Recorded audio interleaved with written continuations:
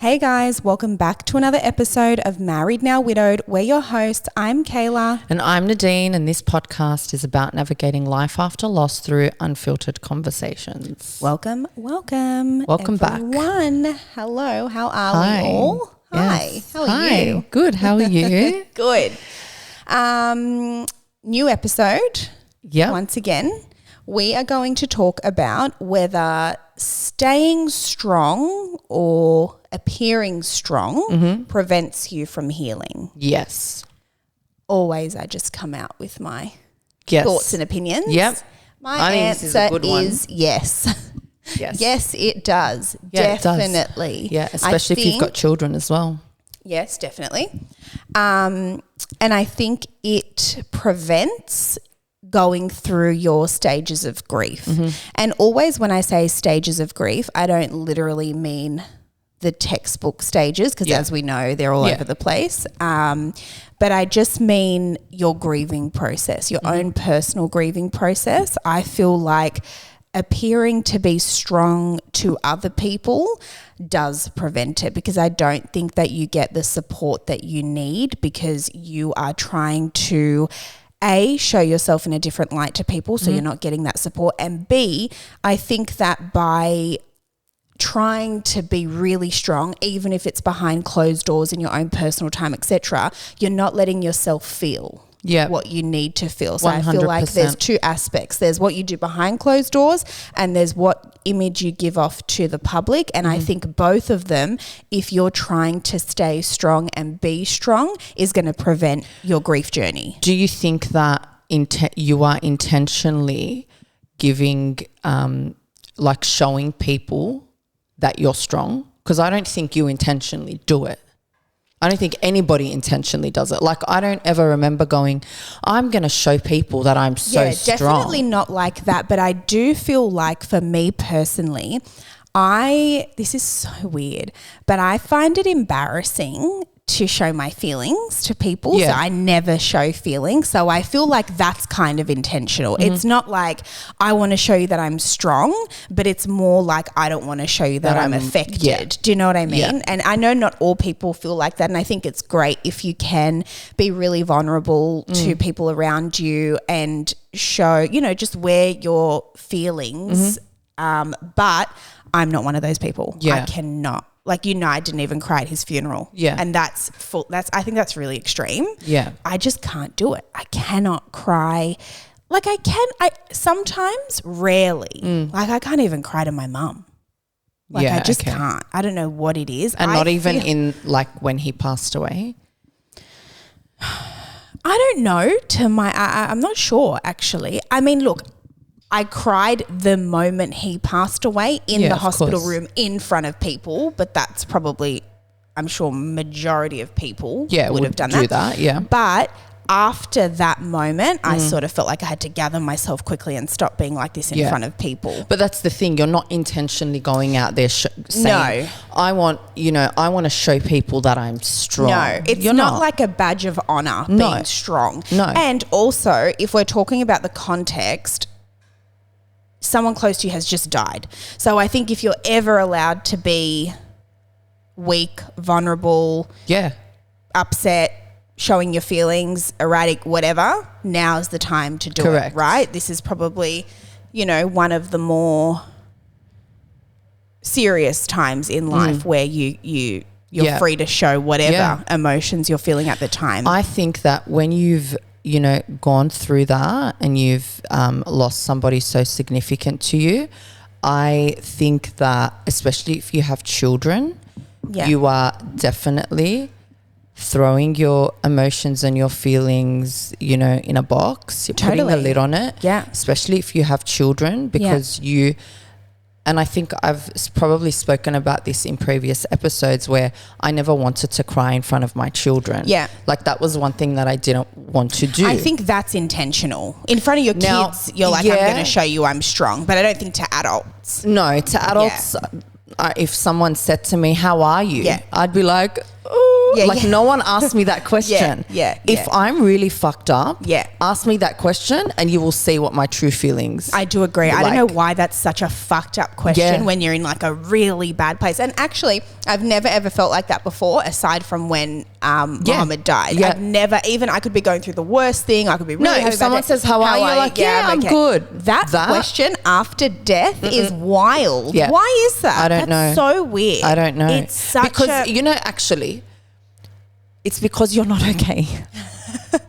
Think about it. What do I mean? I don't know. You're not okay. Yeah, I know. But there's a lot of times that I'm not okay. That question would send me. But so bad. Yeah. And just like, babe, just embarrassing now that I think of it. Yeah. But it's not embarrassing. Like you can cry. That's right. You know, your feelings are totally valid. But I don't know. I don't know why it makes me so embarrassed. But then again, I'm the type of person that will get embarrassed from just walking down the street. It just embarrasses me. Everything just embarrasses me. Yeah. Do you remember those TikToks where they had like things that just embarrass us for no reason, like holding an umbrella? Yeah. That's me. I'm just always embarrassed about life. Like me in my blazer? Like... No.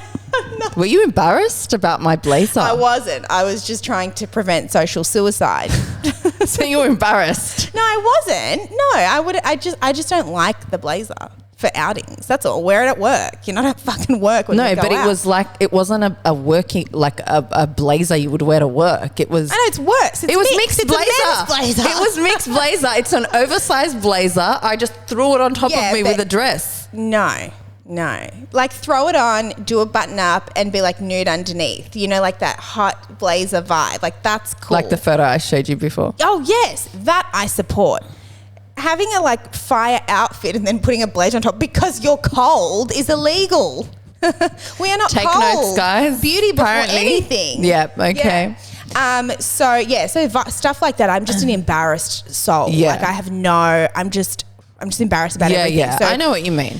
Crying, all that, I just hate. And you know what I think it is more so? I don't like the reaction that I get from people when I'm crying. Like I don't like the sympathy from people. Do you get awkward when people cry to you? No. Okay. No, I'm cool. I feel like I'm built for this. People cry to me at work all the time. Okay. And I'm like ready. I like it. I don't like when people cry. But like, I love to give advice. I love to help. I want to make you feel better, etc. When I cry, everything's awkward. Yeah. You know, on that note, now that it's been a few years since Muhammad's passing, even when people ask me, so people that don't know, when they just find out, and it's like obviously 3 years later, I'm awkward. I don't know what to say. Yeah. Oh my God, I'm so sorry. Yeah. Like I got goosebumps. I saw your post. And I'm like, that's okay. Anyway. Moving along. Yeah, I don't know why. It's just awkward. Maybe I just can't respond well, or I don't have it's weird. I don't know. It is. Yeah, no, I can understand why you would feel that way. I just can't. I can't, because I'm ahead in my grief journey now, I find it hard to snap back instantly into a really... No, I agree with you because like, you know, we're both organising charity event stuff. Yeah. And I've been walking into shops like going, hey... Oh, yeah, and you would get the whole thing. Oh, my God. Right? I'm like... and you know, like it's like I'm reading the emails that we're sending. Yes. I'm like, so my name is Nadine. I lost my husband to cancer a couple years ago. I met, you know, my girlfriend. She's a widow. Oh, I'm so sorry. I'm like, yep, all good. So the reason why I'm here is because we're organising a charity event where we're raising funds for cancer. I just want to bypass it. Which is like weird because at first I felt a little bit like, what's wrong with me? Am I insensitive about the situation? Like, why am I so dismissive of this subject now? I don't know. I'd love to speak to a therapist about that. Yeah, because that's how I feel. I feel like I'm dismissive, and sometimes I feel a teeny little bit of guilt, sometimes, rarely, because I'm like, it's not that I don't care. I just can't snap back into that super dark place when someone wants to talk about it. Do you know what I mean? Maybe because it needs to be on your terms. Like if you're feeling that way, then you're going to go through those emotions and you'll allow yourself to go through those emotions. But when you're not in that place, and I think we discussed this not long ago in an episode, when you're not there, and someone, and you know, you're just telling someone, oh yeah, my husband passed Yeah. away, or like you Yeah. said, oh, I saw your post, oh my God, I'm so, Yeah. you're not feeling that way in that moment. That's right. So that's right. You And don't I want to think go as there. well, you know, we spoke about in another episode about people being, people that we know being super competitive with the grief and Yes. super fake about it. Yeah. I feel like for me, I'm not embarrassed to show you that I'm okay. Yeah. I'm not trying to pretend that I cry myself to sleep every day or that I want to, you know, whatever. I'm not embarrassed to Yeah. show you that, yeah, I'm okay. I'm Yeah. doing well. You know, life's good. I'm in a good place. Like, I don't have guilt or shame about that. Yeah. So I feel like it's, I'm not just going to snap back into that whole like miserable mode because I can't. I'm not there. I'm not going to fake it. No, so of I'm course not. okay with being okay. Of course not.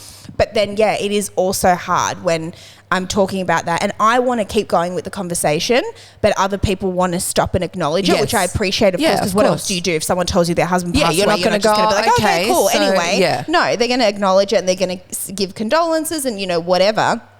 But it's just, I'm awkward. I'm like, okay, yeah, anywho, blah, blah, blah, blah. And then I also feel like heartless because I'm like, oh, it's not like I'm skipping past it because I don't want to talk about it. It's just blah, blah. And another thing that I do is I won't, this is so weird, and this is always with clients because it's the only people I talk to. I won't say that my husband's passed away. I will make it out like I'm just Still married. a single mum. Oh. No, for normal reasons. I'll never So say that he passed away. I recently hired a new staff member, and so just the other day, I can't remember what happened. We might have got a package or something for the charity event for the raffle or something, and I must have opened it at reception or whatever. And then I was like, oh, you know, whatever. I was talking about charity event stuff, and then the staff member that I recently hired, maybe a couple months, she said, oh, you know, my dad passed away from a rare cancer. And I was like, oh my God, like, I didn't know, like, I'm so sorry. And she was like, nah, like, you know, it's okay. And then we were speaking about it, and then she said, oh, you know, so when she came in for a trial, her surname was quite familiar. So I said, oh, is your father so-and-so? And I remember she looked at me and she was like, oh, I don't have a dad. And I was like, oh, I'm so sorry. And I ran into the fucking kitchen going, you fucking idiot. Like, what is wrong with you? Like, but I didn't think that he had also, passed. side note, you're so woggy. I love you. Is your dad? Blah, blah, blah. You're such a wog, babe. Like, what the fuck? Reads the last name. Is your dad like... But wait, right? So then I'm in the back going, oh, you fucking idiot. Like, what have you done? Yeah. Didn't think that he had passed. Oh. Just thought that she doesn't have a... Yeah, right? Yeah. And then she, like, mentioned it. She said, oh, you know, when I came the first day and you had said something and I was like, I don't have a dad. She goes, I went home to my mum that night and I was like, why would I say that? Why would I say I don't have a dad? Both thinking. And then I said to her, I said, you know what? I can understand why you would say that. Yeah. I said, when people ask me, like, oh, are you married? Yeah. I used to say, oh, I was. Yeah. And that would make people think You're that just I'm divorced and I'm a single mum. That's right, and not that my husband died. Yeah, of I course. said, so I completely understand why you responded that way, because you just get put on the spot and you don't know how to respond. Yeah. Like now we're like, you know, 4 years in, I'm like, Totally. my husband passed away, da da da. But at the time, I would say, oh, I was married. Yeah. Like, see, I used to say that too. Do you remember we used to talk about that all the time? Yeah. And now that I'm okay to discuss it, I just don't want to talk about it. Yeah. So I just pretend that it's not, like, it's so weird. I don't know why I do it. And then, like, 4 appointments in, they'll say something and I'm like, oh no, he actually passed away. And they're like, oh, what? I'm so sorry. I had no idea. And I'm like, like, I don't know why I didn't just say that. But I just don't. I just make it out like we're he's still just there, or you're divorced. I didn't say anything. I just say like.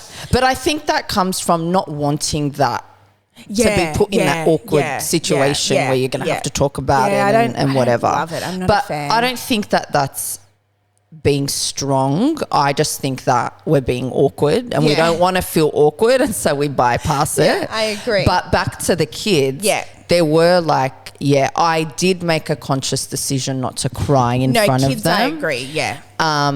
But when I told my therapist that I was Yeah. doing that, she actually advised not to do that. Really? So she actually said to me, what you're showing them, which makes sense. Yeah. What you're showing them is that when they grow up in life and something happens to them, they go through something. Well, my mum was this strong, Yeah. independent Yeah. woman. She lost her husband. Yeah. She went through, Yeah. a really, really hard time. Yeah. And my mum didn't cry. But- therefore, I shouldn't cry over whatever it is. I agree. However, I do think that's an age thing. So if they're old enough to acknowledge and be taught a lesson from that, yes. But if they're Potentially. like my kid who's 5 months old, No. crying is not going to be beneficial Of course at all. not. And it's, But I think find my maybe kids were traumatic. at your kids are ages old that- enough to be taught So life lessons. She said to me, you could potentially be doing some damage Yeah, later on. yeah, I Let see them that. see you cry. You don't want them to think my mum's this strong, independent agree. woman, didn't cry over my dad. No, share those emotions agree. and those feelings with I them. agree. And so I did. Yeah. I would I wouldn't run into a room, or I Yeah. wouldn't, wait and hold it and then cry in the shower. Yeah. I would start crying in front of them, Yeah. and Yeah. they'd hug me. They would hug me. Yeah, I know. Isn't They that wouldn't even funny? be crying. I They would know. come and hug me. I know. You know? It's the sweetest thing ever. I agree. So I do think that, like, when you have children also, that you do tend to just want to show them that you're strong, but sometimes, most of the time, you're actually doing more damage to yourself. Agree. And you could be doing damage to your children. And I think that in general with grief, if you are grieving and you have children, naturally you are going to be slowing down your grieving process because you're too busy trying to make sure that they're okay. Yeah. And that you're okay in front of them. And also when you get back into routine, you don't think about it. 100%. Not that you don't think about what's Yeah. happened to you. Yeah. You don't think of the grief. Yeah, You don't think absolutely. of grieving. Yeah. You just go about your Yeah. day. You wake up, make them breakfast, get them ready for school. Yeah. You're in the car, you're driving them to school, then you're Yeah. driving yourself to work. Like, just that busy lifestyle and that routine kind of takes over or overshadows. 100%. But you really, really, I always say, like, we got a DM the other day. I'm not sure if you read it. And she just lost her husband Yeah, I maybe read that, about yeah. 3 weeks ago. Yeah. And, if it's any advice that I give somebody now that's lost their partner, it's allow yourself to feel course. everything that Of you need to course, feel, yeah. and don't throw it in a box, because I feel like 100%. it will affect you later on in life. 100%. And you know what? I feel like we get a lot of DMs that are like, I'm not coping, I'm not blah, blah. And then you read the date and it's like, oh, he passed away 3 weeks ago. Of course you're not going to cope. Oh, Yeah. he passed away 2 months ago. Don't expect to cope for the first 12 months. That's totally normal. I feel like a lot of people DM us, and maybe it's because they see us chatting and laughing and, going about our day. And they're like, will I ever feel this way? I'm so depressed. I can't get out of bed. I can't do this. I can't do that. And then I look at the date and I'm like, hun, of course you can't. Yeah. If you were telling me this and it'd been like 6 or 7 years, I'd think there's a problem. That's and you right. probably need to seek That's help. right. But when you're talking about anything under the first 1 year, of course you're feeling that way. It's completely normal, and let yourself feel that way. Even the couple, we're still not like. Oh, totally. You know. Well, we always laugh, like when people ask us for advice. I can't even help myself. I'm not the one. I'm just here to chat on a podcast. I'm not going to fix your life. I can't fix mine. And you know what I think as well with children, the difference is as well, age, I think, is important again, because depending on how independent they are. Of course. But for example, you've just lost someone, fine. You can go 5 days without eating and be miserable and sit in bed and just, I don't know, have a bit of soup and water for the next 5 days. Your kids can't, right? No. So you have to get up and make them breakfast. You have to get up and make them lunch. You have to take them to school, potentially. All these things, like you, especially newborn, whatever, you got to change a nappy. You have to do things. So you got to keep that routine. You have to get back to it. And I also think that if obviously your children have lost a parent, Yeah. you are automatically putting your own grief aside to help them with their grief Totally. Because don't forget, Totally. it's your grief journey too. But Yeah. when you have children, they have a grief journey, 100%. 100%. And I don't think you should obviously neglect yours, but I think that most of us as parents, obviously when you become a parent, you become very selfless, right? And you put your kids first always. And I think that's another example of putting your child before you. You have to focus on their grief journey and are they okay and are they coping and how are they doing? And I don't think you should fully neglect yourself, but I think you do come second always, 100%. Right? Yeah, I agree. So I think all these little things, and let's talk about even if you don't have children, right? So if you have children, I think naturally you're going to show a stronger front and you're going to delay your own grieving process. Yeah. Like I always said to you, I'm always like, I will grieve soon, just not now. I can't do it now because if I go to therapy and I break down and then I have to pick Hader up from school, I'm going to be in a bad mood. It's all going to go downhill. I can't do it now. I've got to wait, right? So that's an example of that. But then if you don't have children on the other side, I feel like that's the time when you should really feel it. Feel your feels. I've always said if I didn't have kids, you would probably find me in a gutter somewhere. 100%. Totally. Just absolutely. rotting away. Just rotting. Yeah, 100%. I think bed that's rotting. what a lot of bed rotting. Bed rotting. And I think a lot of people do that. And I don't think there's anything wrong with that in the beginning. But, I always say I do think it becomes a problem when the time's gone on and you're still sort of, that's when we need to, for sure. Yeah. But I think overall, if you're going to put on a brave face, make sure you're doing the work behind the scenes. If you don't want to cry to someone or if you don't want to share your emotions or you don't want to talk about it with family and friends, that's fine. But put in the work behind closed doors. See a therapist, do it online via Zoom, go and see someone, see a ChatGPT. Maybe not chat, babe. I know chat's your bestie at the moment. But have you been seeing people are using ChatGPT as a therapist? Babe, I love chat. I love it. And it knows so much about you too. Yeah. You'll be like, what's my biggest, my strength or my weakness? And they'll fucking tell you. It's trippy, right? Yeah. So, or even, I don't know, if you're religious, see your priest, see someone, right? Put in the work behind the scenes. If you don't want to show that to the world, that's fine. But don't think, oh, I'm so strong, I can whatever, because you're not. It's a death. It's hard. Can I say something?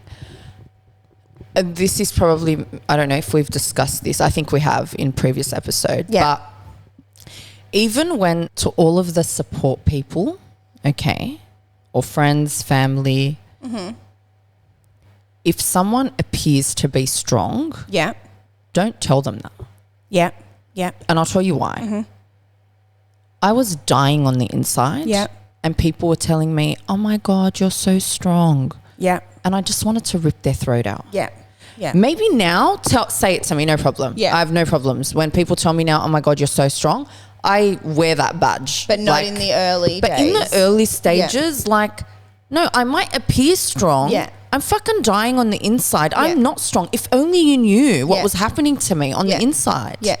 Does that make sense? I agree totally. And I also think that this might not go for everyone, but I know it goes for me. I'm overhearing, oh, you're so, I don't want to be strong. I don't want to. But I'm not strong. Yeah. I'm not strong. Yeah. I'm not. Yeah. I might show. Yeah. I might have a smile on my face. I might contribute to a conversation. What even is strong? Like staying alive? Yeah, I suppose. No, I think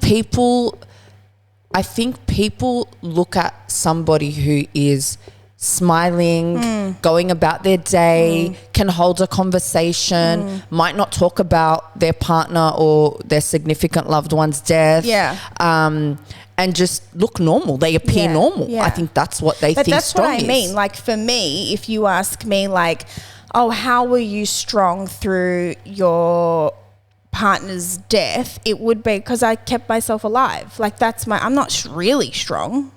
Do you know what I mean? I just stayed alive. That's great. You kept your head above the water. Great work. If that's strong, then I guess I am. But I just don't like hearing all the time like, oh, you've been through so much, you're so strong. Like, I'm not really interested in being strong. Now maybe fine with it. Now maybe. Yeah, but even now, I don't want to be strong. I'm tired. I don't need more calamities. I don't need more issues. Yeah. I'm very tired. Don't want to be strong. I just don't. I don't know. I don't like that. Yeah.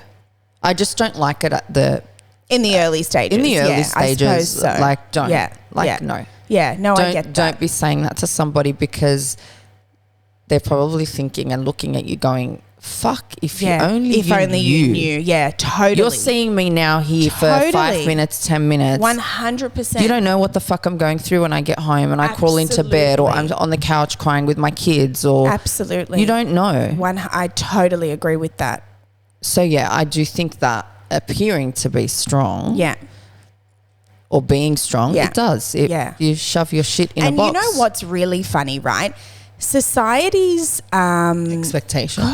expectations and also concept of being strong is not crying, not breaking down, continuing to go to work, continuing to live your life, moving forward, blah, blah, blah. All these things is society's version of being strong, right? But actually, and this is what men struggle with a lot, and this is why I think there is a lot of suicides with men. Being strong is asking for help. Being strong is seeing a therapist. Correct. Being strong is being vulnerable. That's being strong. Yeah. I think that we have such a stigma around what strong looks like, you know. And if we're not talking about physical strength, when we're talking about mental strength, it doesn't mean that you don't show emotions. That's not strong, because I think it actually takes more to show emotions and to be vulnerable and to, you know, and that's why, and this is especially for men. Honestly, I think that is the best thing that you've ever said. Wow, you heard it here first, guys. No. I've been talking for fucking a year on this podcast, and this is 1000% correct when you say that, because you're right. People do think they have this vision of someone being strong. Yeah. Literally going about their day, not talking about their feelings, just, you know, the hustle and bustle of life and not showing any emotion. You're right. That is not, you're actually weak when you do that.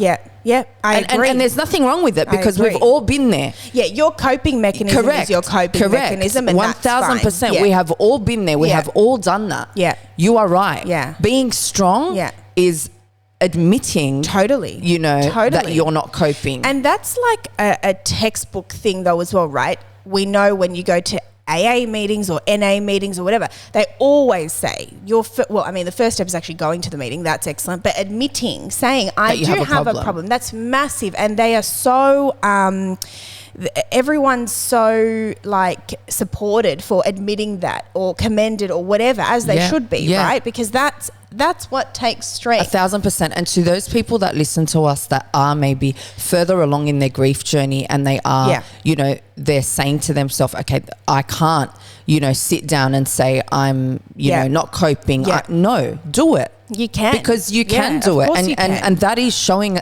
strength. Totally. That you're sitting down and you're saying, whether it be a therapist, your doctor, your family, your friends, whoever it is, I am not coping and I need help. Exactly. 100%. Admitting that you do need help. So important. And at any stage of your grief journey, right? So when I said before, like, under 12 months, obviously you're going to feel that way, blah, blah, blah. If you feel like that in 3 years, in 5 years, in 10 years, in 15 years, still the same concept. Go and get help. You might just be struggling differently for a different reason, but still get help. There's nothing wrong with you. Or you might have just not addressed it earlier 100%. On. And it can go years. A lot of people have delayed grief. 100%. That is like a 100%. Thing. Delayed grief is a thing. Absolutely. Yeah. And that's where I think that therapy becomes really beneficial though, because I think that if you have hidden your grief or ignored it for years and years and years, I think someone else has to intervene and help you do the work for that. Because I don't really like to say this, but I'm going to say it anyway. Like, I don't think it's normal to be like that. Not that there is really a normal when it comes to grieving, because everyone fucking does whatever and that's fine. But if we're talking about like what's sort of healthy, I don't think it's healthy to be like that. Yeah. So go and get help. There's nothing wrong with getting help. Yeah, that's my take on it. I think you're going to do yourself a disservice if you keep pretending 100%. That you're okay all the time. That's right. And you don't have to show people vulnerability if you don't feel like it, but do it behind closed doors and make sure you're putting in the Yeah. work to work on yourself, because it will affect your future relationships. It will affect your future friendships. It will affect your everything Yeah. if you don't do what needs to be done. Because this is a big thing. Losing someone that's close to you is a massive thing in life, right? So it's going to affect you if you don't do something about it. I agree. And I'll tell you what happened to me last week. Yeah. So my brother was here from Queensland, and he had to go to hospital. He wasn't feeling the best. Anyway, I've gone. It was a Sunday. I went to Woolies. I grabbed my groceries, and then there was mail, and then I take the mail out and open it, and what do I see? 2 Medicare cards. Right. So new ones. Right. They're new Medicare cards. My Medicare card currently is about to expire. Yeah. There's 2 new ones that have come in the mail. Right. And what do you think has changed? Mixed name. Correct. Mixed name is no longer on that card. I was so sad. I know. It sent you for the week. I was so sad. My brother rang. He's like, meet me at the hospital. I'm like, yep, I'm coming. He's like, I've just opened up the mail and I said, I've received 2 new Medicare cards. And he's probably thinking, He's like, okay. why the fuck are you telling me this? And then I realized, so I was like, oh, mixed name's not on the card. Yeah. And he's like, oh, babe. Yeah. And I'm like, it's all right. It's all right. I'm meeting you at the hospital now. I'll leave soon. Yeah. And then I went in the house and I realized I was a little bit, not snappy, but a little bit like to myself. Of course, yeah. And my cousin, was there and my kids were there. And I feel like I'm a little bit more aware of how I'm feeling and if my behavior has changed because of that. Yeah. I'm more aware of that now. Yeah.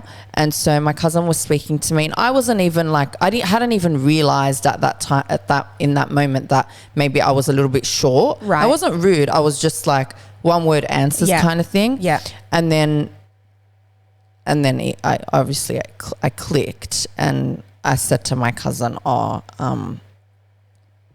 I just got my Medicare cards in the mail and mixed names not on there. Yeah. And she was like, I'm so sorry. And I was like, no, it's fine. But, just all these telling triggers, her. right? Yeah, but just letting her know why I was, like, I didn't even have to explain it to her. Yeah. She knew, Yeah. okay, she's a little bit upset because of this. Yeah. And didn't even tell me, you're being a bitch or nothing, Yeah. nothing. She got it. Yeah. She knew, right? Yeah.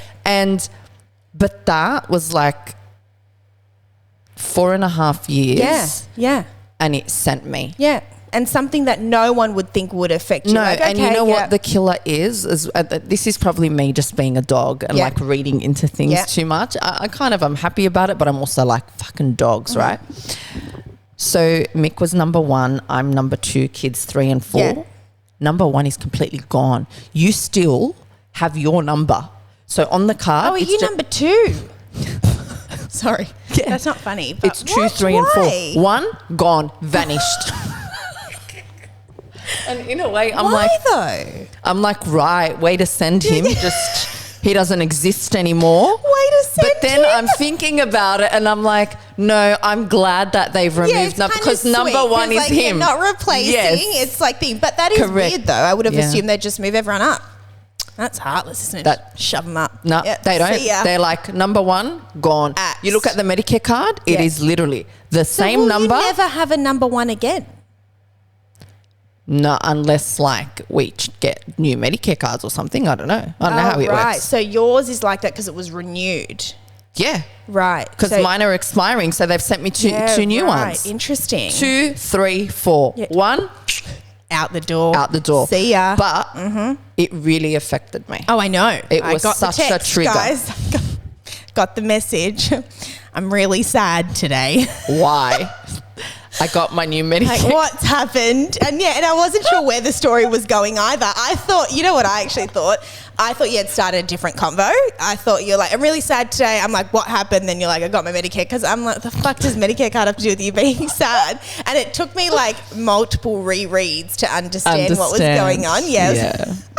Yeah. It wasn't funny, but So that was trigger. my story. See, triggers, even 4.5 years later, you're still going to get them. And you don't know how you're going to get them. The Medicare card. The Medicare card. I know. Could you believe? I know. I get it. Yeah.